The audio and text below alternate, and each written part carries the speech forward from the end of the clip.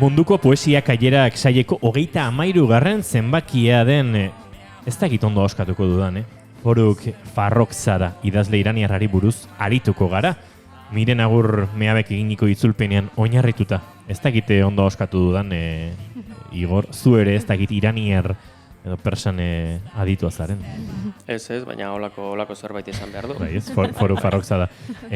Bueno, nik uste hau Faribari galdetu behar diogula. Fariba Sheikanek hau segituan argituko digu eta gustatzen zaitu, egizu ezer, zuzenean gaudela, horrelako WhatsApp audiak bialtzea, ezer gertatuko ez balitz bezala, eta Faribari galdetzea. Fariba, zuzenean ari gara eta Faruk Farrokhzada izeneko idazle iraniar bati buruz ari gara eta jakin nahi genuke nola ahoskatzen den, ondo, bidali audio bat mesedez. Eta gero, entzungo dugu. Ze balia bide dauzkan bigarren kafeak, Bai. Ez dakit entzuleak badakien Fariba Sheikan izenak eta bizenak akaso zantzuren bat ematen dute jatorri iraniarreko, aita iraniarreko lankidea dugula, eta bikain moldatzen dela bertako hizkuntzan, aitarekin ere harreman hori izan duelako hizkuntzaren bitartez. Orduan, ea berak argitzen digun. Bigarren kafea international. Bai. Super international, ja, bueno. Gaur, iraniarre poesiatik, estatuatutako hauteskundetara egin behar dugu salto. Imagina. Bueno, hor badago. Iran eta estatu batuak. Bai. Baina ezertan hasi aurretik, bikote izeneko poema bat irakurri egingo dugu.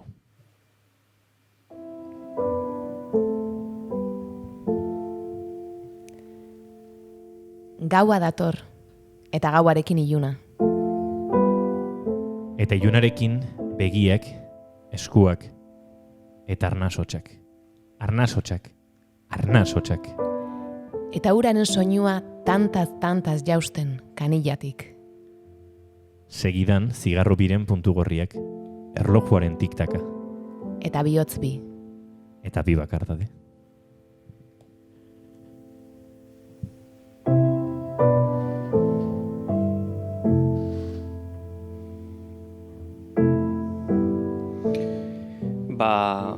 Faruk Farrokhzada hola seda, entzun duzuen moduan, zigarro biren puntu gorriak, dena harina, dena sakona, baina era berean nahiko erraz iristen zaiguna, ezta?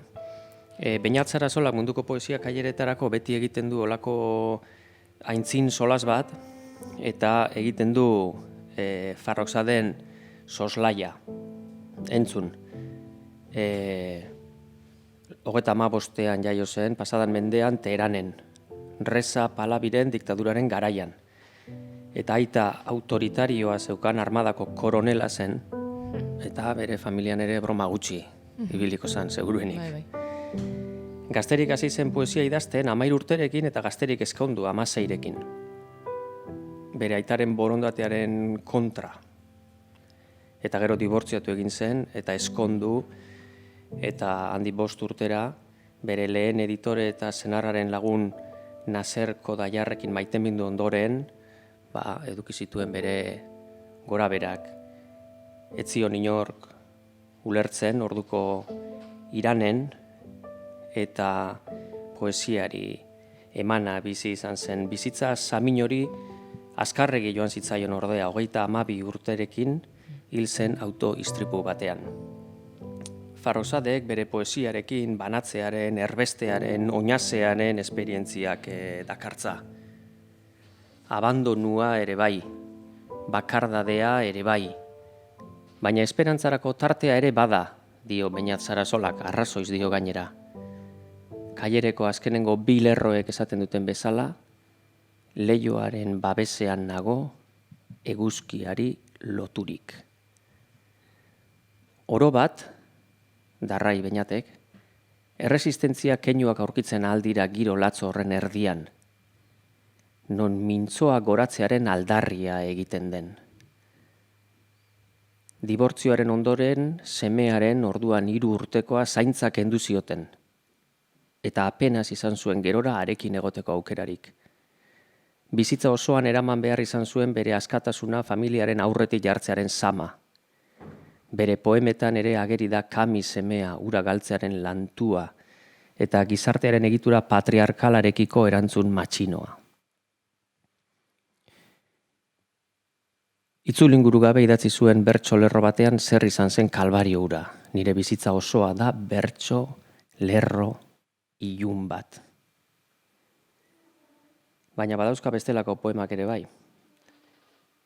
Oparia, adibidez.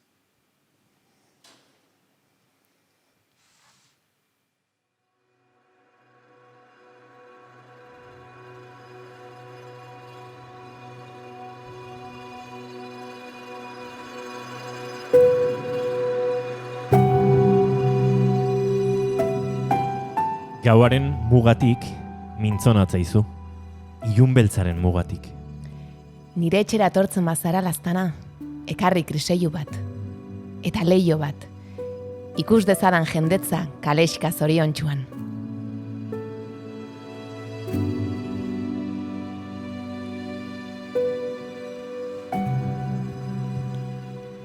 Eta horrelako zea da Farrokhzaden poesia. Ez dakizudan tristea, ez dakizudan alaia, ez dakizu egiten duen gorantz edo beherantz. Mendebaldeko haizeek jotzen duten lekuan eta ekialdeko haizeek jotzen duten lekuan. Munduaren erdigune apartatu hartakoak, pertsiakoak, dira maite ditugun hainbat ahots. Rudaki edo Ferdosi. 30 urteotan asko sufritu dut. Irango jendea berpiztu dut persierarekin. Hau eta gero ezin hil naiz, bizirik bainago. Hitzaren hasia zabaldu dudanez. Konfidantza itzela erakusten dute poeta pertsek Irango poetek euren hizkuntzaren baliabideekiko. Euren berbakunearen lirismoak berezkoa dirudi. Omar Jayam edo Atar. Utzi ikus dadila bihotzeko ebaki ondoa.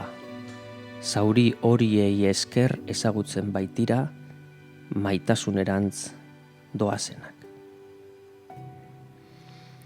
Eta Mirenagur Meabek tradizio horretatik eta 2000 urtetan zehar zetaren bidetik zein portuetatik zein aireportuetatik iritsitako ahotsen antologia egin du Farrokh Farrokhzad itzulita.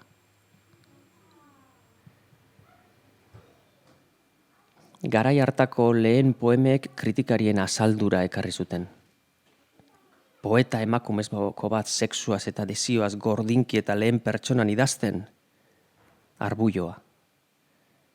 5 poema liburu argitaratu zituen, Gatibu, Horma, Matxinada, beste jaiotza bat, eta izan dezagun fedea urtaro hotzaren hasieran.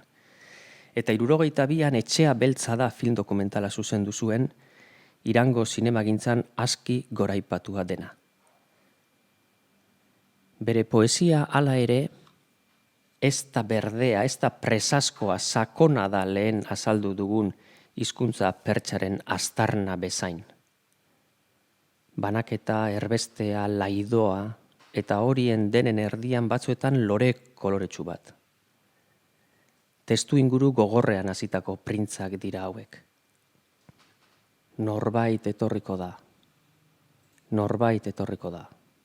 Beste norbait, hobea den norbait. Inoren antzik ez duen norbait. Ez duena aitaren antzik.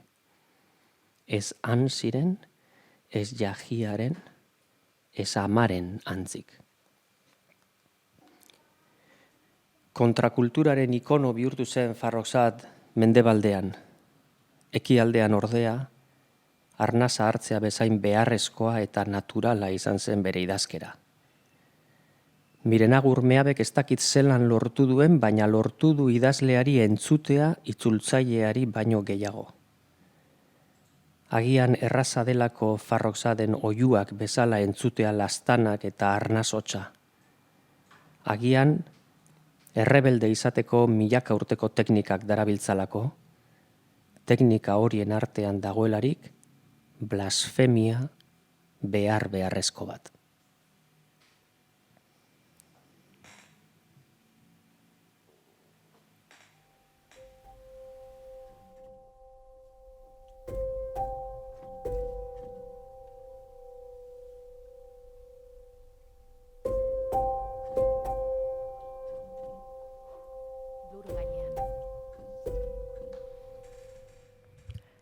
lur gainean.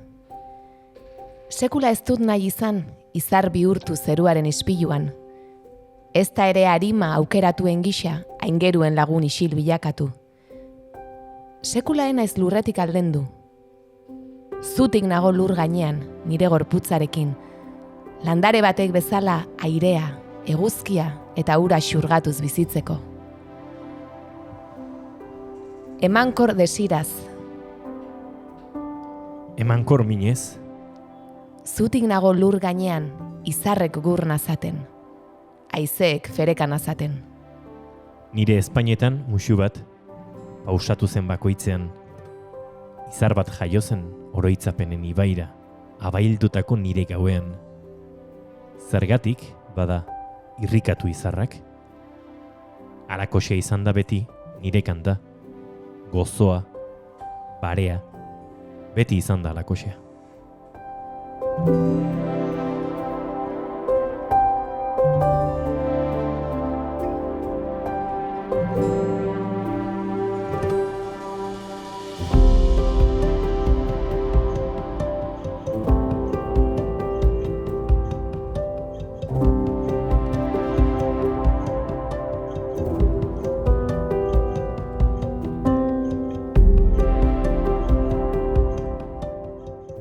Eta dagoeneko Fariba Seikan lankideak erantzun digu. Eta kontatu digu nola ahoskatu bergenuken ondo, autorea bera, alare esan digu nahiko ondo egin dugula.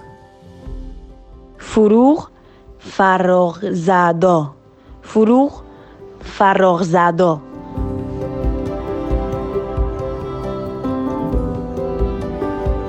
Idazlea eta zinemagilea burura etorri zait Bagman Gobadi zinema zuzendari iraniarraren Rhino Seasons filma. Bertan 1970 urtean dagoeneko Farrozada hilda zegoen, baino gartzeleratu zuten idazle eta poeta baten historia kontatzen du, eta filma borobila da, norbait iraniar literaturara egindako bidaitxo honetan, edo iraniar poesiara egindako bidaitxo honetan, gogoz geratu bada. Rhino Season, Bagman Gobadi. Edo Fazle Kardagan, uste dut hau jatorrizko hizkuntzan dela.